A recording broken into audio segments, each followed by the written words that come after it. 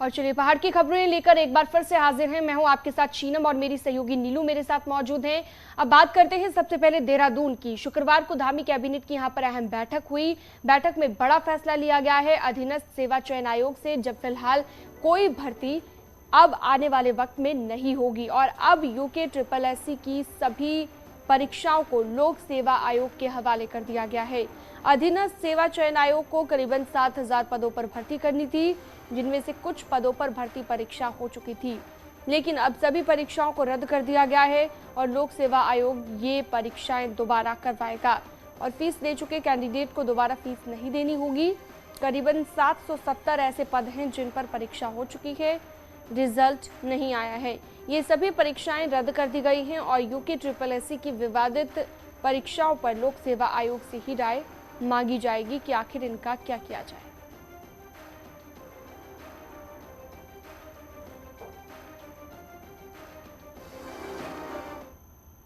जो हमारा UK SSC में कुछ ऐसे एग्जाम हैं जहां पे अभी विज्ञापन नहीं हुआ है।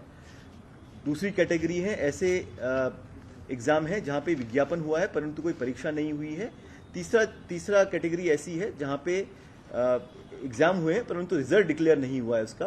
तो उस पर ये माननीय मंत्रिमंडल द्वारा निर्णित किया गया है कि इसको उत्तराखंड लोक सेवा आयोग के माध्यम से इन पदों में चयन की प्रक्रिया की जाए।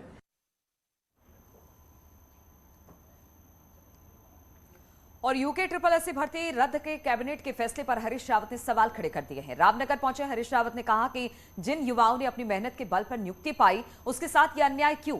आने वाले समय में ये ओवर एज भी हो सकते हैं, इस पर भी सरकार को ध्यान देना होगा।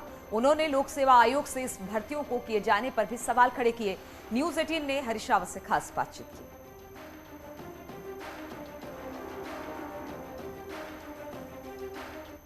निरस्त करना कोई सॉल्यूशन नहीं है और जो लोक सेवा आयोग से भर्ती करवाने की बात कही जा रही है, मुझे आश्चर्य है कि लोक सेवा आयोग 7,000 भर्तियां कितने साल में करेगा, क्योंकि लोक सेवा आयोग की कैपेसिटी में तो कोई वृद्धि हुई नहीं है।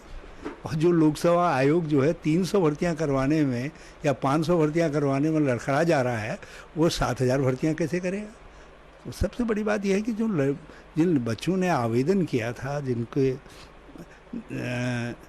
जिनके सामने आगे का फ्यूचर है, अब उनमें से कुछ लोग यदि नए तरीके से परीक्षा में बैठेंगे, कोई आवश्यक नहीं कि वो परीक्षा में बैठने लायक तब से हों, क्योंकि नए नियम लागू होंगे जिसमें उम्र का नियम भी है।